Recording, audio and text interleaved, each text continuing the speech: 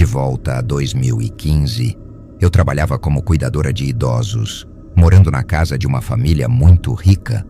Éramos apenas eu e meu paciente vivendo em um apartamento luxuoso em um bairro calmo, próximo a um campo de golfe. Éramos os mais jovens que viviam lá. Na época eu tinha 27 anos.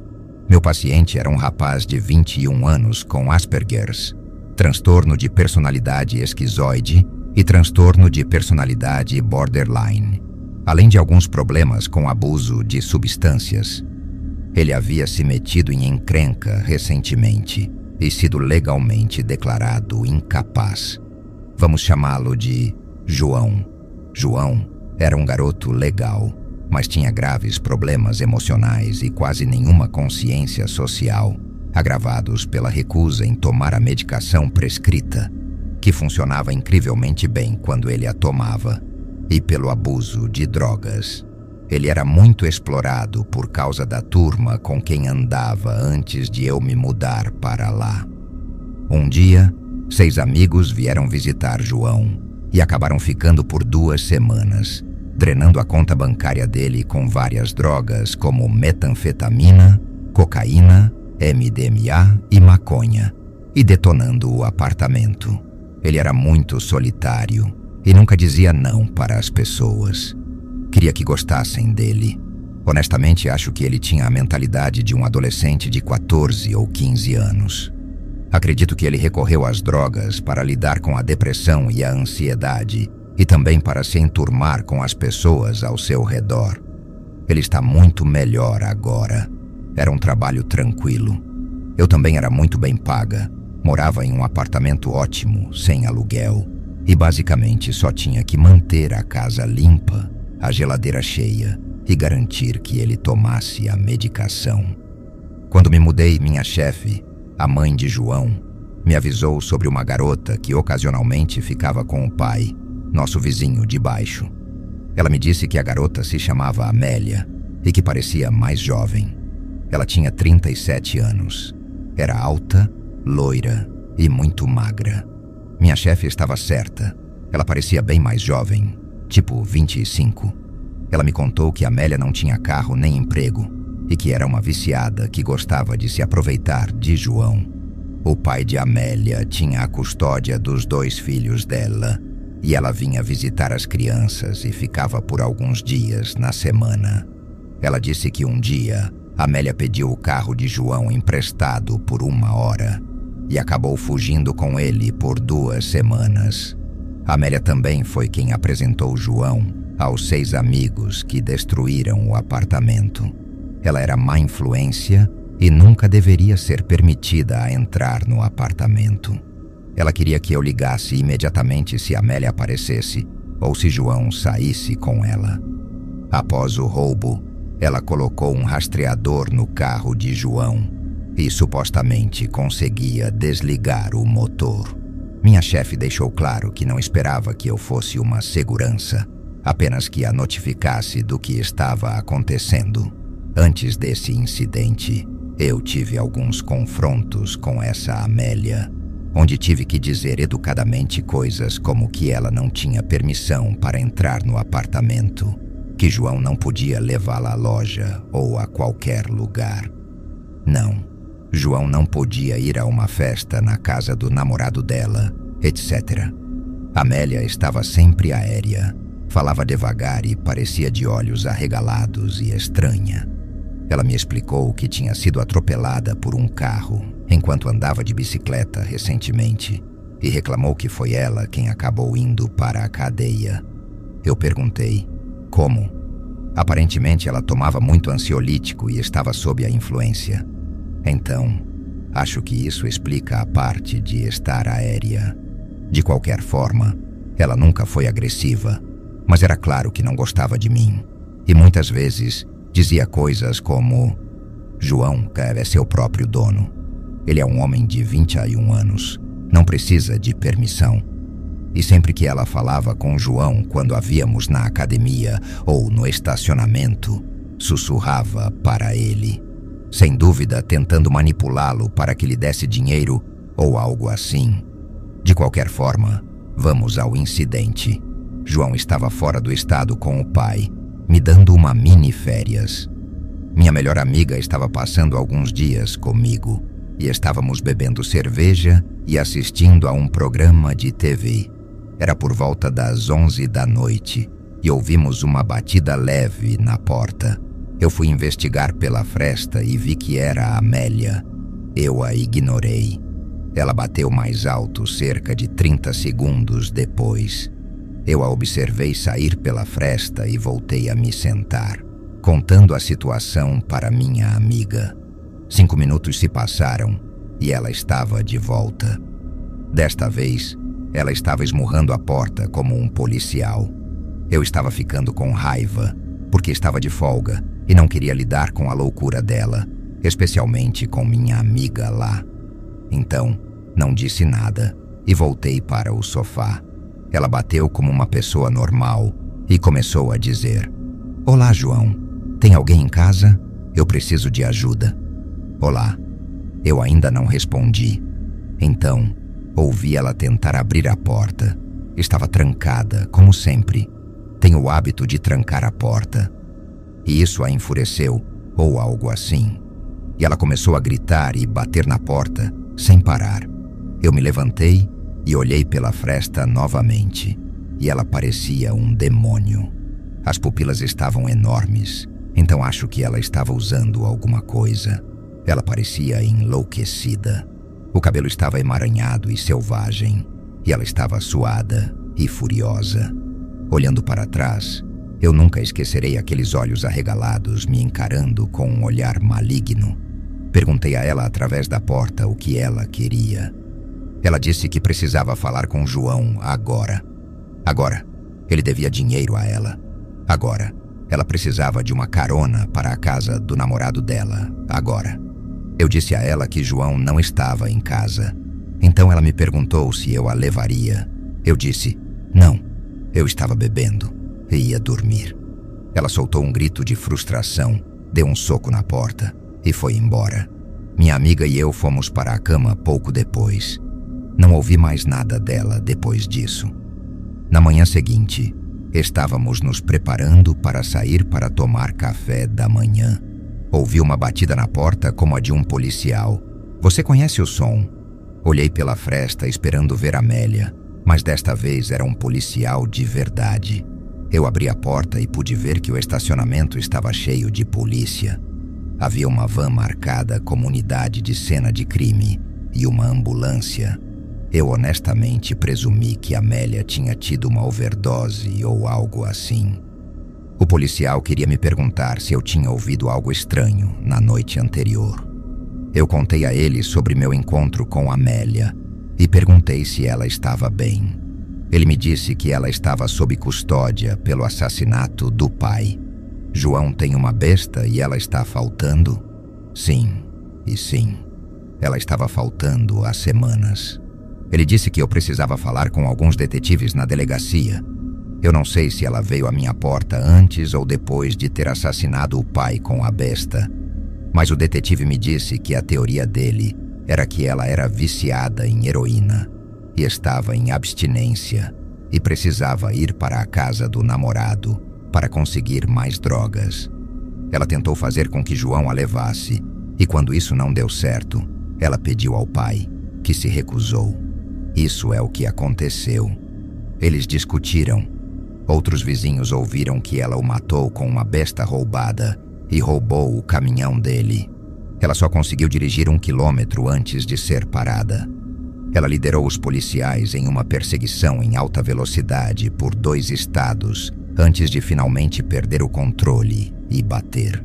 Os policiais só a estavam parando por suspeita de dirigir embriagada. Mas quando eles foram falar com ela, ela disse a eles que estava correndo porque precisava checar o pai, que ela achava que alguém o tinha esfaqueado. Eles perguntaram por que ela pensava isso e ela não respondeu. Eles enviaram a polícia para uma verificação de bem-estar e eles o encontraram antes de seus filhos.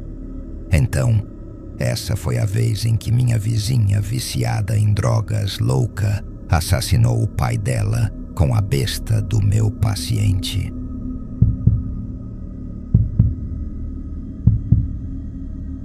Havia algo de errado naquele vizinho. Não era apenas um desses encontros estranhos que se esquecem depois de alguns dias. Era uma presença que contaminava toda a vizinhança, como um veneno silencioso. Todos, de alguma forma, já tinham sentido o desconforto de estar perto dele. Ele era conhecido pelo gramado impecavelmente verde, quase irreal, cuidado obsessivamente por uma empresa de jardinagem. Mas por trás da grama perfeita, havia um homem que perdia o controle diante de qualquer mínima contrariedade. Eu já o tinha visto gritando com os funcionários, cuspindo insultos no ar como se sua fúria fosse parte da rotina. O primeiro sinal de que ele não era apenas temperamental, mas verdadeiramente perturbado, veio no verão passado. Ele pediu a um adolescente da rua que cuidasse da casa enquanto viajava, verificar portas e janelas, regar algumas flores. Simples. Ao menos era o que parecia. No entanto, no dia em que partiu, deixou uma carta de instruções que parecia saída da mente de um paranoico. O garoto deveria ir várias vezes ao dia, acender e apagar luzes em horários específicos, cumprir pequenas tarefas bizarras. Não podia, em hipótese alguma, pisar na grama, nem mesmo usar a mangueira do jardim. Em vez disso, deveria carregar um regador minúsculo, enchendo-o repetidas vezes, como se fosse um servo medieval. Para acionar os interruptores, o menino só podia usar um cabo com um laço, pois entrar na casa era proibido. No final da carta, havia uma ameaça velada. O vizinho dizia que estaria vigiando tudo, com fotos, caso o garoto desobedecesse. Os pais do menino leram aquilo e recusaram. Avisaram que não se sentiam confortáveis e que apenas dariam uma olhada de longe na casa. O vizinho não aceitou bem. Na manhã em que voltou de viagem, foi bater à porta deles, exigindo explicações, tentando arrastar a discussão até o limite da violência. Foi preciso que outro morador, um ex-policial aposentado, interviesse para impedir algo pior. E foi nesse momento que o homem mostrou até onde sua mente poderia ir. Disse, em voz fria e sem o menor constrangimento, que só esqueceria o assunto se tivesse permissão para dar uma surra com as próprias mãos no garoto. Quando lhe disseram não, ele explodiu, os olhos injetados de ódio. Depois disso, tornou-se impossível ignorá-lo. Um vizinho encontrou-o no mercado e ficou preso por quase meia hora, ouvindo um fluxo de palavras descontroladas, rápidas, ofensivas. Ele falava sobre como mulheres não deveriam ter amigas, como a cunhada era tão gorda que havia quebrado a privada da última vez que esteve em sua casa. O homem não respirava entre uma frase e outra, e o desconforto era quase palpável. Foi então que todos começaram a notar algo estranho. A esposa dele, antes uma mulher simpática e sociável, praticamente desaparecera. De vez em quando alguém a via no jardim, mas sempre sob o olhar vigilante dele, como se fosse uma sombra silenciosa. No inverno, a situação piorou. Todos receberam panfletos em suas caixas de correio, supostamente da empresa de jardinagem, mas junto havia uma nota bizarra escrita por ele. Ninguém do bairro poderia contratar aqueles serviços sob pena de processo. Uma mentira absurda. Não existia associação de moradores, nada que lhe desse autoridade, mas a intenção de intimidar era clara. Pouco tempo depois, alguém viu a esposa dele com o braço enfaixado e um olho roxo. Quando perguntaram o que havia acontecido, ele mesmo respondeu, frio. Ela escorregou no gelo. Não a deixou dizer uma palavra. Tentativas de conversar com ela sozinha falharam. Até a igreja tentou se aproximar. Chegaram a chamar a polícia para uma visita de bem-estar. Mas, se ela sofria abusos, não denunciava. O silêncio dela era tão sufocante quanto o olhar dele. O inverno foi duro, e ele surtou porque o limpa-neves jogara neve em sua calçada. Como retaliação, espalhou pregos pela rua antes da passagem da máquina. Meses depois, um casal da vizinhança trouxe para casa um filhote. O animal era tranquilo, ficava sempre no quintal cercado. Mas numa madrugada, o casal acordou com a campainha. Quando abriram a porta, lá estava ele, parado na beira da calçada, a sombra alta recortada pela escuridão. Com um sorriso lento e cruel, disse: "No dia em que esse cachorro escapar, vocês não terão mais cachorro algum."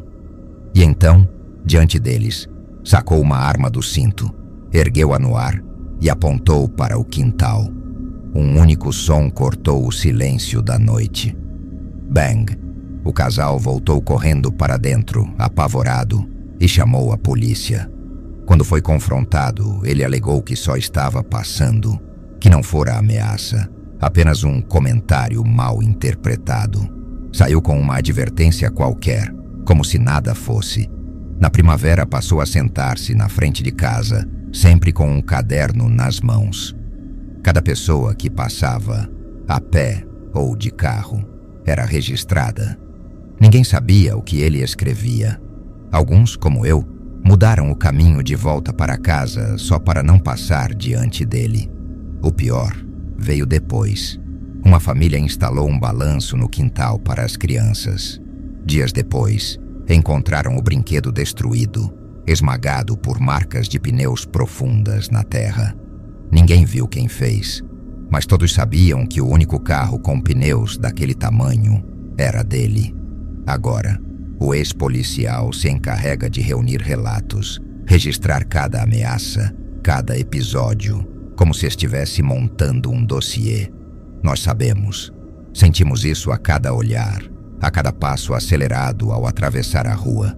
Esse homem não vai parar.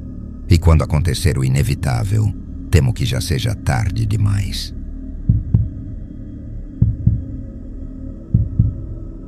Eu tinha apenas 11 anos, quase completando 12, quando algo aconteceu que até hoje me faz tremer ao lembrar.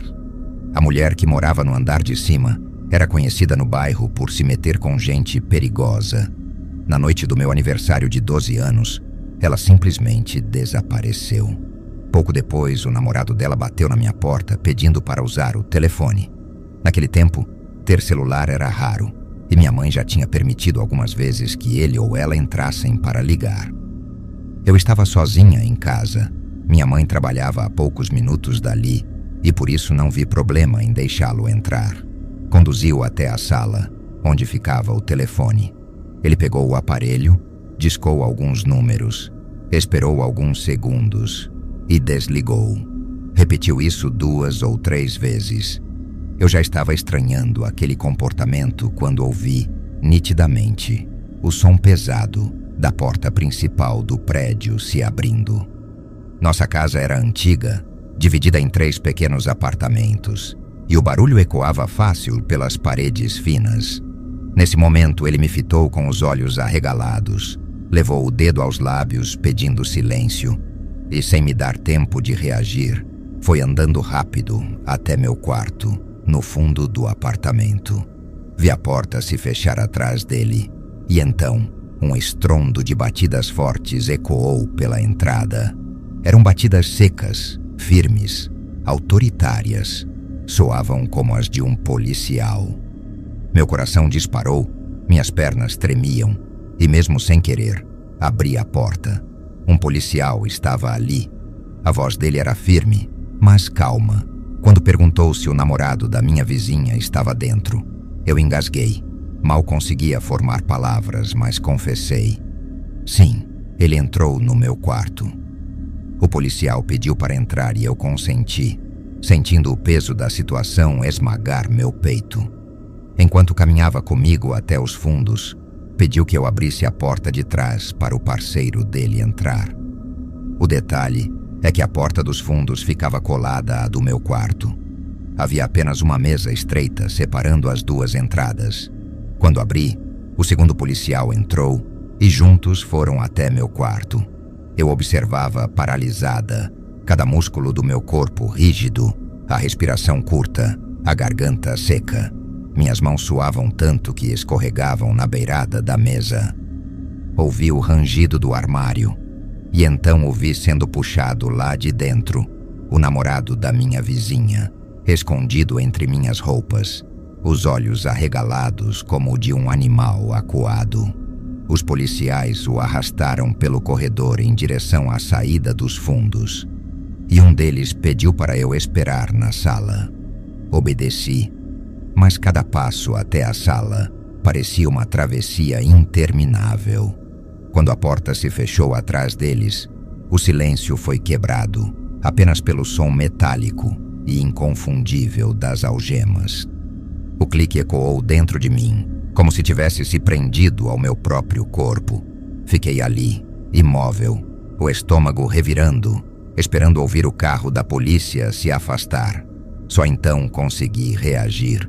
Tranquei as portas com as mãos trêmulas, peguei minhas chaves e saí correndo em direção ao trabalho da minha mãe. O trajeto, que normalmente levava 5 minutos, foi percorrido em pouco mais de 2. Nunca corri tão rápido na minha vida. Era como se o medo empurrasse minhas pernas contra o chão. Quando finalmente a encontrei, desabei em lágrimas. Contei tudo, ainda ofegante, e vi o ódio e a indignação no rosto dela. Ela me abraçou forte e disse, com a voz firme, que nunca mais deveria deixar alguém entrar em casa sem ela estar presente. Nunca quis saber exatamente por que ele estava sendo procurado, mas até hoje me pergunto o que poderia ter acontecido se os policiais não tivessem chegado a tempo.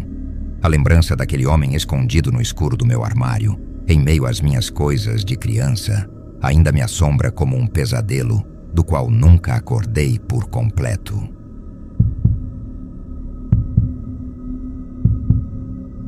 Há cerca de 2 anos, decidi sair de casa para estudar em outra cidade.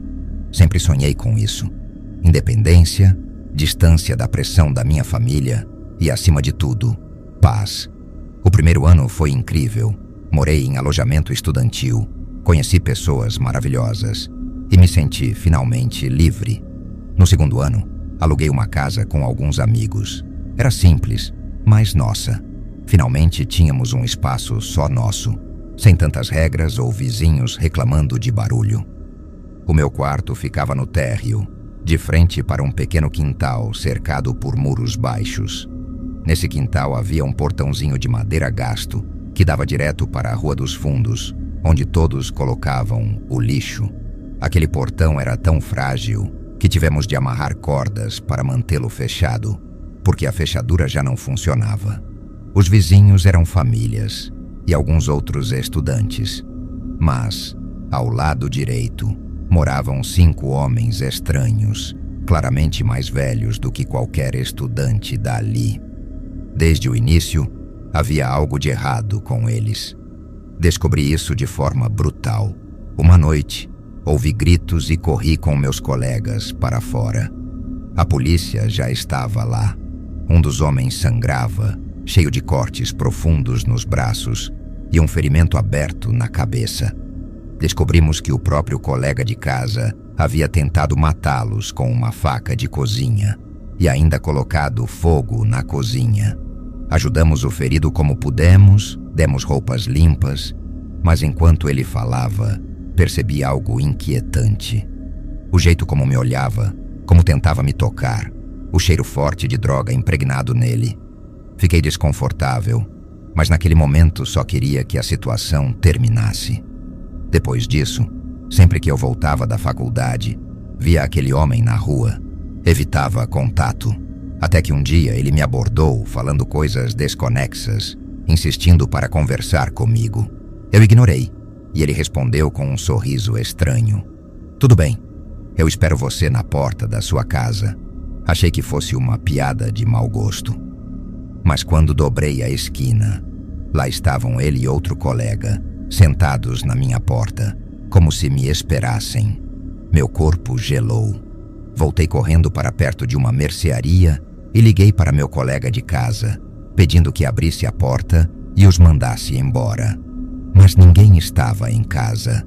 Fiquei esperando, em pânico, durante quase 1 hora, até que eles finalmente se levantaram e foram embora.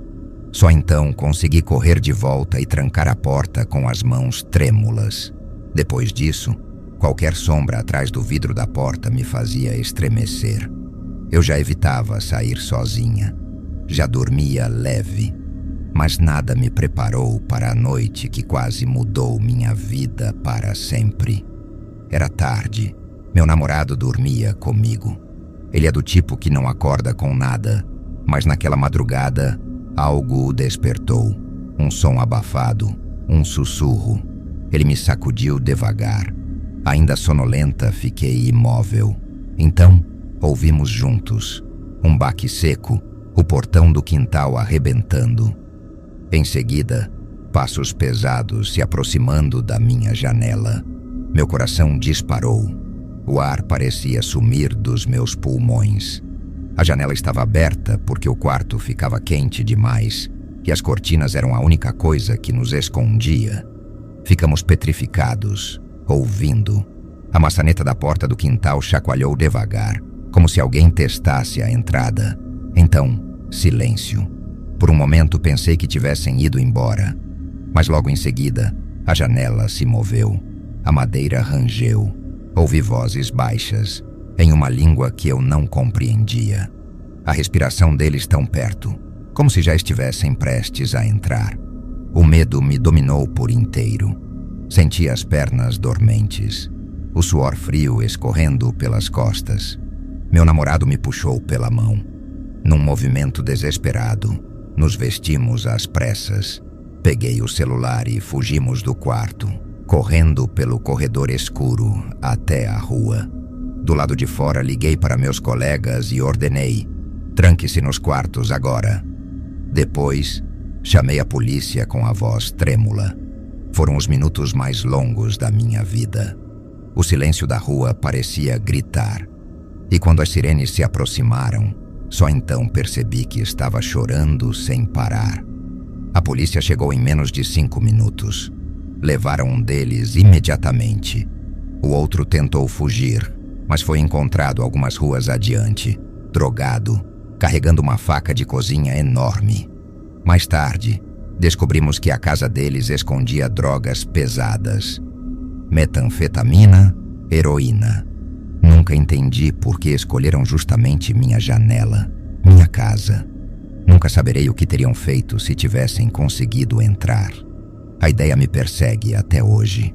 Se meu namorado não tivesse acordado com aquele som, talvez eu não estivesse aqui para contar. Um deles foi condenado a 2 anos de prisão. Mas para mim, a pena verdadeira ficou comigo. O medo. Desde então, acordo ao menor ruído. Tenho pesadelos recorrentes e meu coração dispara cada vez que ouço passos noturnos do lado de fora. O tempo passou e, embora eu ainda lute para superar, ao menos não estou sozinha. Meu namorado continua ao meu lado e às vezes falamos sobre aquela noite. Mas no fundo, sei que nenhum de nós jamais vai esquecer o som daquele portão se abrindo no escuro.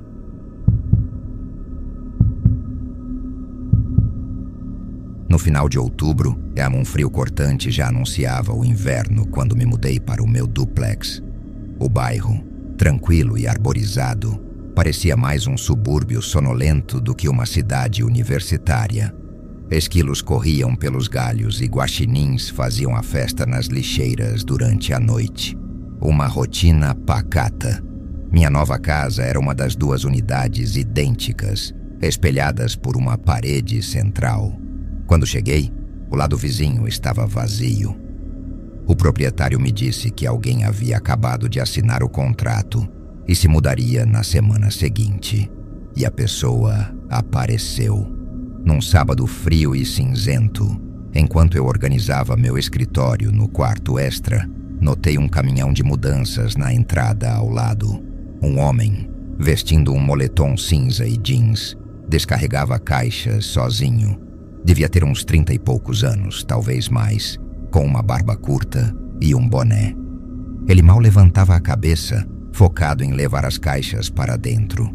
sem nunca olhar para o meu lado. Pensei em ir me apresentar, mas decidi dar-lhe espaço. Mudanças são exaustivas. Imaginei que o encontraria em outra ocasião, mas essa foi a última vez que o vi. Literalmente, semanas se arrastaram. Nunca o vi tirar o lixo. Nenhuma luz se acendeu na janela da frente. Nenhuma encomenda chegou. A caixa de correio permaneceu vazia. As persianas estavam sempre fechadas. À noite, aquele lado da casa parecia abandonado. No entanto, não era silencioso. Eu trabalho em casa, criando sites, e minhas horas, bem, não fariam sentido para a maioria das pessoas. Em algumas madrugadas, comecei a notar estalos suaves vindos da parede compartilhada. Tábuas do chão se acomodando, talvez.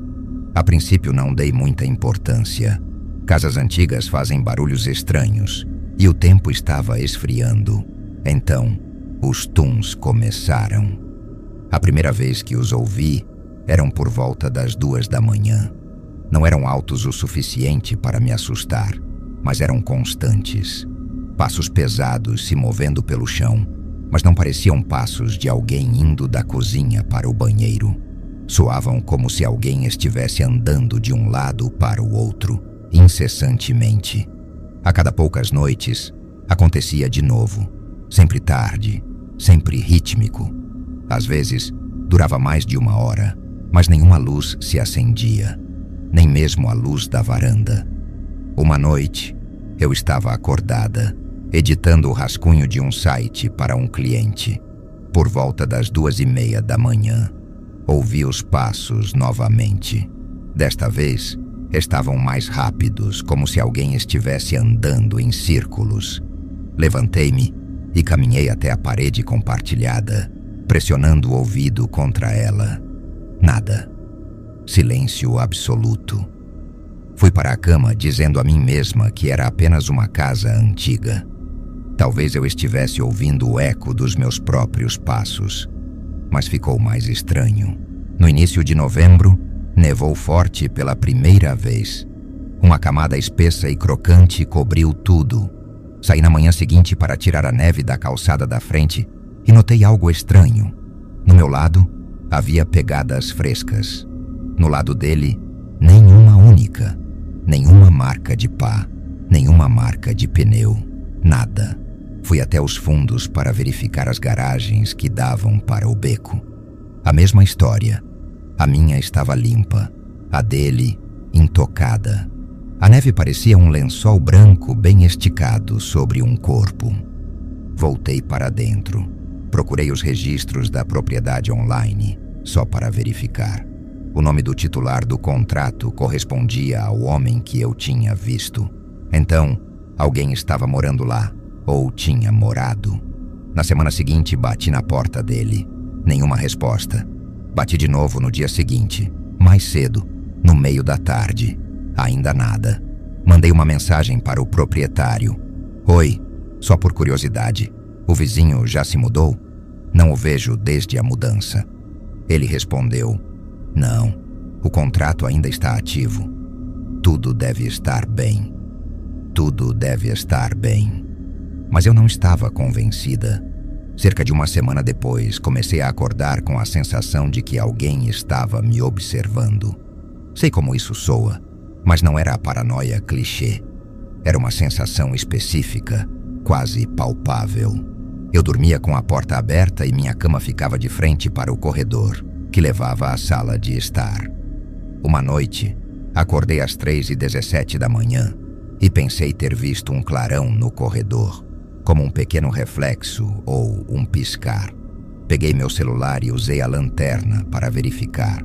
Nada, mas a deixei ligada e fiz uma varredura na casa apenas por precaução.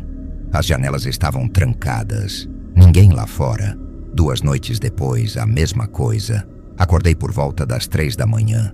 Desta vez percebi que a luz vinha da ventilação no teto, um brilho fraco, como metal refletindo. Aquela ventilação dava para o sótão. Subi na cama, apontei minha lanterna para a ventilação e o brilho desapareceu. Não conseguia ver muito através das frestas, mas algo sobre o ângulo parecia errado, como se tivesse sido inclinado. Não dormi muito depois disso. Na manhã seguinte saí e comprei uma escada. O acesso ao sótão ficava no teto do corredor. Não estava trancado, apenas um painel simples que se puxava com uma escada de madeira. Esperei até o meio da tarde, quando o sol estava forte e tudo parecia menos um filme de terror. Subi e abri a escotilha. Um ar gelado desceu. O sótão não era enorme, apenas um espaço estreito de rastejamento que percorria o comprimento de ambas as unidades do dúplex. O chão era de tábuas sobre vigas, com isolamento fofo entre elas como algodão doce velho. Analisei meu lado primeiro. Nada. Apenas poeira e moscas mortas. Então, olhei para a parede divisória, que não era sólida. Apenas uma folha de compensado pregada entre os dois espaços do sótão. Mas o compensado não estava rente. Alguns dos cantos haviam começado a se soltar das vigas. Estiquei a mão e puxei uma das bordas soltas. A folha se moveu. Atrás dela havia um bolso escondido de espaço, e dentro dele, um saco de dormir enrolado, uma pequena lanterna, uma garrafa de água vazia e um emaranhado de fios. Eu gelei. O compensado não havia sido apenas pregado, ele havia sido ajustado recentemente. Agachei-me e segui os fios. Eles levavam a uma pequena caixa encaixada no canto. Uma bateria conectada a uma mini câmera. Estava apontada diretamente para o meu lado do sótão, bem em direção ao duto de ar. Saí de lá correndo. Liguei para o proprietário imediatamente. Contei-lhe tudo. Para seu crédito, ele veio no mesmo dia com um chaveiro. Eles abriram a unidade do vizinho. Estava vazia. Não vazia como se alguém tivesse se mudado, mas vazia como se ninguém nunca tivesse desempacotado. Algumas caixas fechadas empilhadas na sala de estar. Um colchão ainda no plástico. Nenhuma comida na cozinha. Nenhuma roupa. Apenas um cobertor dobrado no quarto e um envelope com o contrato de locação sobre o balcão. O proprietário estava confuso. Eu estava furiosa. A polícia chegou, levou a câmera, registrou um boletim. Eles verificaram o sótão mais a fundo e encontraram sinais de que alguém havia dormido lá por semanas, talvez mais. Mas não havia nenhum sinal do homem em si, nenhuma atividade na conta de locação, nenhuma utilidade jamais ativada, e o homem nunca se registrou na prefeitura para coleta de lixo. Ele simplesmente desapareceu. A polícia emitiu um pedido de informações, mas nada foi encontrado. Ninguém na vizinhança se lembrava de tê-lo visto depois daquele dia da mudança. O caminhão de mudanças havia sido alugado com um nome diferente, pago em dinheiro.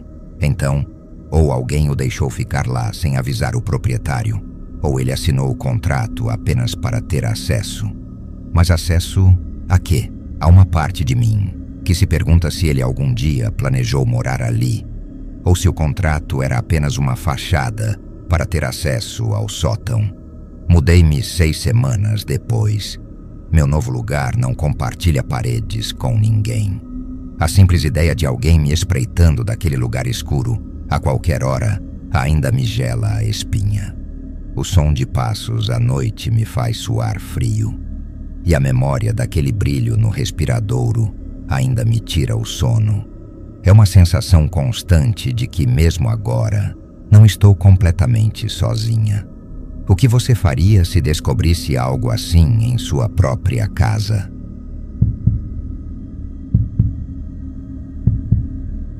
Estou fazendo estágio no hospital, o que significa que minha rotina virou um caos. Tem semanas em que passo as noites acordada, outras em que entro de madrugada, e às vezes sou jogada em um plantão de 24 horas, sem aviso. Isso bagunça tudo: o sono, o apetite, até a noção de tempo. Foi nesse ritmo insano que comecei a perceber coisas que antes me escapavam. O silêncio estranho do meu apartamento, por exemplo, ou aqueles ruídos que só aparecem quando você deveria estar dormindo. Moro sozinha, em um apartamento pequeno, num prédio antigo do pós-guerra. É um lugar simples, com paredes grossas, mas ainda sujeito aos estalos típicos da madeira e do concreto que cedem à noite. Já fazia quase um ano que eu vivia ali, quando aconteceu pela primeira vez. Um som suave de batidas, vindas de trás da parede do banheiro. Aconteceu por volta de 2:30 da manhã. Lembro daquela noite com clareza porque eu havia acabado de sair de um plantão duplo que quase me derrubou. No início, pensei estar imaginando. Talvez fosse o aquecedor, os canos. Mas na noite seguinte, lá estava de novo. E na outra também. Não era alto. Parecia apenas alguém tocando levemente com a unha na madeira de uma mesa, sempre no mesmo ponto, atrás do suporte das toalhas, a parede que me separava do apartamento ao lado.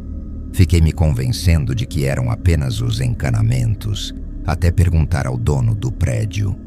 Ele deu de ombros, disse que provavelmente era ar nos canos, mas mandaria um encanador conferir. O homem veio, bateu nos tubos, ligou a torneira e me garantiu que não havia nada fora do normal. Deveria ter acabado ali, mas não acabou. A cada noite, o som parecia ganhar intenção. Comecei a notar que ele parava assim que eu entrava no banheiro. Eu falava, mexia a torneira e cessava, como se alguém estivesse me ouvindo. Uma madrugada, decidi testar. Fiquei parada diante do espelho, água escorrendo, escova de dentes imóvel, apenas ouvindo. E então veio. Toc, toc, toc. Minha voz saiu quase involuntária. Que diabos é isso? Silêncio absoluto. Foi a primeira vez que senti medo de verdade. Poucos dias depois, decidi gravar. Coloquei o celular apoiado na pia, câmera virada para o suporte de toalhas, e fui para o plantão. Senti vergonha, como se estivesse caçando fantasmas dentro da minha própria casa. Mas eu precisava saber. Na manhã seguinte, exausta, assisti às gravações. Por horas, nada. Até que, exatamente às 2:28 da manhã, o som começou. O ritmo era claro, insistente. Inclinei-me para a tela, o coração disparado, e então ouvi outra coisa. Respiração. Muito fraca, mas era respiração. Lenta, compassada. Logo depois, um som metálico arranhou a parede, como uma moeda sendo arrastada sobre o mármore. Assisti àquele trecho dezenas de vezes, tentando me convencer de que era apenas ruído ambiente, talvez algum duto de ventilação. Mas como explicar aquilo se o apartamento ao lado estava vazio?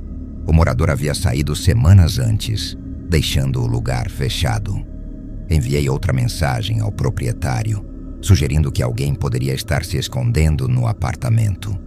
Ele me ligou no mesmo dia. Disse que era impossível. Ninguém tinha a chave. A unidade estava lacrada para pintura. Mas se ofereceu para me encontrar e verificarmos juntos.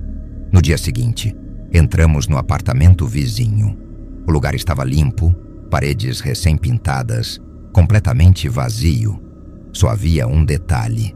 Na parede que dividia com o meu banheiro, bem atrás de onde ficava o suporte de toalhas, havia uma marca discreta, como se o reboco tivesse sido remendado às pressas. O dono percebeu antes de mim. Se agachou, passou a mão e murmurou: "Isso parece um remendo." Com uma leve pressão, a pintura cedeu. Ele chamou a manutenção. Quando retiraram o pedaço, o sangue me gelou. Havia um furo do tamanho de uma moeda atravessando a parede, e enfiado ali, cuidadosamente posicionado, estava um espelhinho. Lembro-me de simplesmente parar de respirar. O espelho foi retirado e entregue ao proprietário, que não disfarçava o incômodo. Descobrimos depois que o antigo inquilino havia sumido sem dar satisfação. Nenhum pedido de cancelamento, nenhum contato, apenas desapareceu. De volta ao meu apartamento, assisti ao restante da gravação. Às 2h33, durante um instante em que a luz do corredor escapou pela fresta da porta, o espelho refletiu algo. Não era sombra, nem distorção. Era meu rosto, meu reflexo, nítido. O espelho estava inclinado exatamente para me observar. A respiração era real. O arrastar metálico, provavelmente o espelho sendo ajustado. O horário sempre o mesmo, logo depois do meu banho, quando eu voltava de roupão, distraída, escovando os cabelos. Fiquei 2 dias sem dormir. O dono chamou a polícia, mas não encontraram nada além do buraco, do espelho e de perguntas sem respostas. Nenhum sinal de arrombamento, nenhum rastro. 1 mês depois, mudei dali. Até hoje só consigo dormir com o barulho branco ligado e não entro em um novo apartamento sem verificar cada parede. O que mais me apavora não é a lembrança do buraco, nem a visão do espelho. É a certeza de que alguém, durante noites inteiras, esteve ali, a centímetros de mim, observando cada gesto íntimo meu. E eu quase nunca percebi.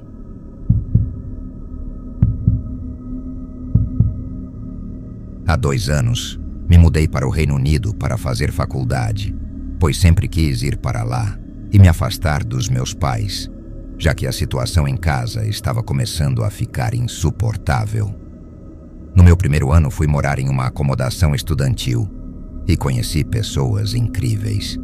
Foi um bom ano, sem contar que conheci meu namorado, com quem ainda estou, e pude aproveitar meu tempo longe da minha família, descobrindo o verdadeiro significado de independência. De qualquer forma, quando o segundo ano chegou, decidi com alguns amigos nos mudarmos para uma casa alugada pela própria universidade. Pelo menos teríamos nossa própria casa e não teríamos tantas restrições com barulho e festas como no primeiro ano. Minha janela do quarto dava para um quintal bem pequeno, onde eu costumava fumar todos os dias. No quintal havia uma porta de madeira bem fina que dava para o outro lado da rua, onde ficavam as lixeiras e algumas cadeiras quebradas. A porta só podia ser fechada e trancada por dentro do quintal, mas como era uma porta velha, tivemos que amarrá-la com umas cordas para mantê-la bem fechada. Tínhamos vizinhos de cada lado da casa, éramos cercados por famílias e algumas outras acomodações de estudantes. Os vizinhos da direita eram 5 rapazes que pareciam bem mais velhos do que a idade universitária. Eles eram estranhos, por assim dizer. Um dia, conheci um deles na frente da nossa casa por causa de uma intervenção policial, devido a um de seus colegas de quarto tê-lo atacado, e aos outros com uma faca de cozinha, incendiando a cozinha deles. Ouvi alguns gritos e saí com meus colegas de quarto. Vi um deles coberto de sangue e cortes por todo o braço, com uma ferida na cabeça causada por uma faca de cozinha.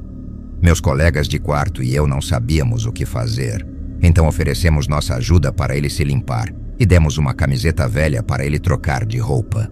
Em seguida, vimos o cara que os machucou sendo escoltado pela polícia e levado em uma van para ser preso. Não sei de mais nada sobre a história. A polícia não nos contou mais nada. De qualquer forma, o cara que ajudamos era bem esquisito. Ele falava um monte de besteiras e ficava tentando me tocar e flertando comigo. Enquanto o ajudávamos, percebemos que ele fumava muita maconha, mas não nos importamos no momento, pois só queríamos ter certeza de que ele estava bem. Algum tempo depois, eu ia para a universidade e voltava para casa, e o via com bastante frequência na rua, mas nunca mais troquei uma palavra com ele. Mas um dia, ele se aproximou de mim na rua enquanto eu ia à loja da esquina e começou a falar comigo de forma estranha. Eu me senti completamente desconfortável. Então, simplesmente não respondi. Ele então disse: "Ah, tudo bem. Vou esperar na frente da sua casa, então, e poderemos conversar mais." Nem preciso dizer que fiquei assustada e pensei que ele estivesse brincando. Comprei minha bebida na loja e voltei para a minha rua. e quando virei na rua onde ficava a minha casa, o vi com o colega de quarto dele sentados na minha porta, esperando por mim. Entrei em pânico e voltei para perto da loja, ligando para o meu único colega de quarto homem, para pedir que ele abrisse a porta e mandasse os caras irem embora. Mas infelizmente, ele não estava em casa e ninguém mais também. Então eu literalmente esperei até eles irem embora, 1 hora depois, e então corri de volta para casa e tranquei a porta da frente. A porta da frente tem um painel de vidro, onde você consegue distinguir quem está na frente. Depois desse encontro, já bastante assustador, tentei apenas evitar o cara, e em grande parte consegui por um tempo. Mas um dia, enquanto eu fumava no quintal, notei que a porta de madeira, que sempre ficava fechada, estava aberta, e as cordas que colocamos para mantê-la fechada estavam cortadas. Por alguma razão, não pensei em nada, e apenas fechei a porta novamente e coloquei uma nova corda, pensando que tinha sido um dos meus colegas de quarto que tirou o lixo e não amarrou de volta. Os vizinhos estranhos frequentemente gritavam, berravam e brigavam dentro da casa, e isso acordava a mim e aos meus colegas de quarto no meio da noite. Mas acabamos nos acostumando com o tempo. Mas em uma noite, meu namorado dormiu lá, como de costume, e ele, que geralmente nunca acorda com barulho, acordou no meio da noite por causa de um baque e alguns sussurros. Eu estava em sono profundo, então ele silenciosamente me acordou, e nós dois ficamos no escuro e ouvimos outros barulhos. De repente, ouvimos a porta de madeira simplesmente bater, se abrir e alguns passos perto da minha janela. Eu sempre deixava a janela aberta porque ficava muito quente lá dentro, então nós dois apenas congelamos. E então ouvimos a porta que dava para o quintal ser balançada suavemente, como se eles estivessem tentando entrar. E então, eles pararam. Felizmente, as cortinas estavam fechadas, então eles não podiam nos ver. Mas estávamos prontos para nos vestir e sair dali e trancá-los se eles entrassem pela janela. Então, ouvimos minha janela se mover e se abrir mais, e um dos caras disse algo em uma língua diferente que não entendemos, e começamos a ouvi-los tentando entrar. Meu namorado e eu simplesmente pulamos da cama, pegamos meu celular, colocamos minhas roupas e corremos para fora do quarto e da casa. Liguei para meus colegas de quarto e disse para eles se trancarem em seus quartos. E então chamei a polícia, que felizmente chegou em menos de 5 minutos, já que a sede ficava a poucas ruas de nós. Não me lembro de nada depois que a polícia chegou. Acho que meu namorado e eu estávamos em estado de choque. Eles acabaram pegando um dos caras. O outro fugiu e foi encontrado mais tarde, a algumas ruas dali, fumando maconha. A polícia nos disse que eles entraram na casa deles e encontraram muita metanfetamina e heroína, e que eles estavam carregando uma faca de cozinha enorme. Eu estava tão confusa, pois nunca fiz nada para ofender ou prejudicar meus vizinhos. A ideia deles invadirem com sabe-se lá quais intenções, com uma faca de cozinha, me aterrorizou e a meu namorado. Os 2 rapazes acabaram sendo presos, e um deles foi colocado na prisão por 2 anos por portar uma arma com a intenção de machucar. Nunca mais ouvi nada da polícia e me mudei de volta para casa alguns meses depois, pois estava com tanto medo que isso me atormentou por meses a fio, sem saber o que teria acontecido se meu namorado não tivesse acordado. Ainda estou lidando com isso e achando muito difícil superar. Sempre me pergunto, e se? E o que teria acontecido? Agora, muito frequentemente, acordo com o menor ruído e tenho pesadelos horríveis por causa disso. Mas pelo menos ainda estou com meu namorado e conversamos muito sobre o ocorrido, e isso ajuda bastante.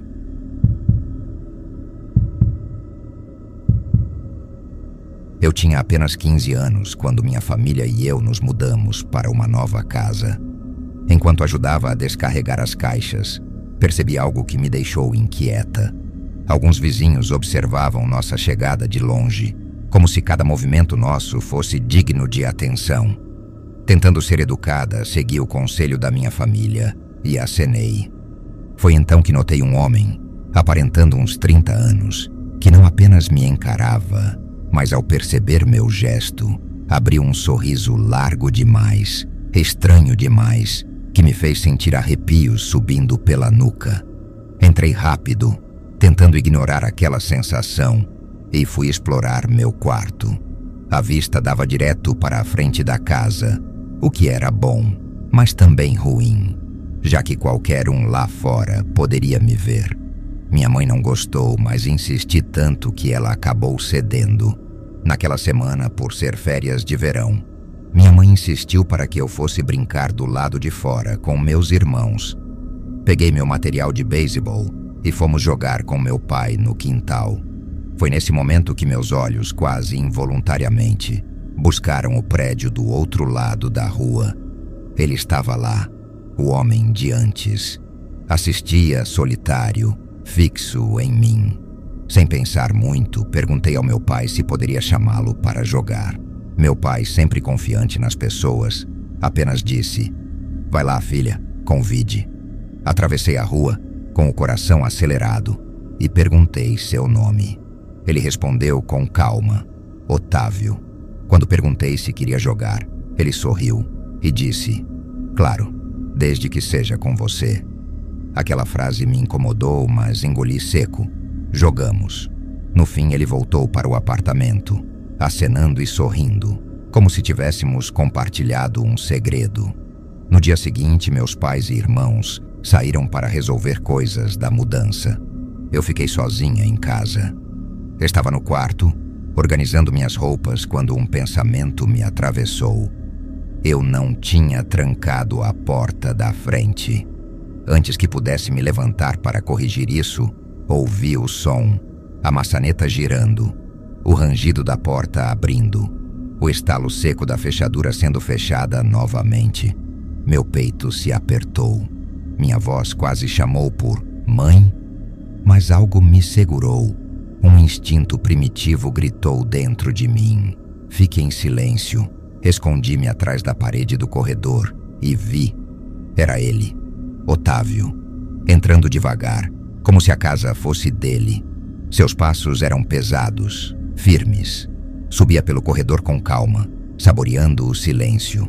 Meu corpo inteiro tremia. Corri para o quarto e me enfiei no fundo do armário, prendendo a respiração. Ouvi os passos se aproximarem. A porta do meu quarto se abriu. As gavetas da minha cômoda foram puxadas com força. Objetos caíam no chão. O som das roupas sendo reviradas. Até que ouvi algo que me fez estremecer ainda mais. O barulho inconfundível do tecido sendo jogado. Minhas peças íntimas espalhadas pelo chão. Ele não me encontrou. Seguiu pelo corredor e entrou no banheiro. A cada passo que se afastava, eu lutava contra a vontade de chorar alto. Meu coração parecia bater dentro dos meus ouvidos. Aproveitei a chance. Saí correndo, descalça, em direção à porta. Quando a abri, o vento da rua bateu no meu rosto, gelado. Atravessei correndo e bati desesperadamente na casa de um vizinho. Quando abriram, eu desabei em lágrimas, soluçando e implorando ajuda. Eles foram gentis, me puxaram para dentro e imediatamente chamaram a polícia. Esperei ali, imóvel, como uma boneca quebrada, até as viaturas chegarem. Vasculharam minha casa, mas não encontraram ninguém. Otávio havia desaparecido. Desde aquele dia, nunca mais o vi. Mas às vezes, à noite, deitada no meu quarto, ainda sinto o mesmo peso no ar. Como se alguém estivesse ali, parado na escuridão, sorrindo.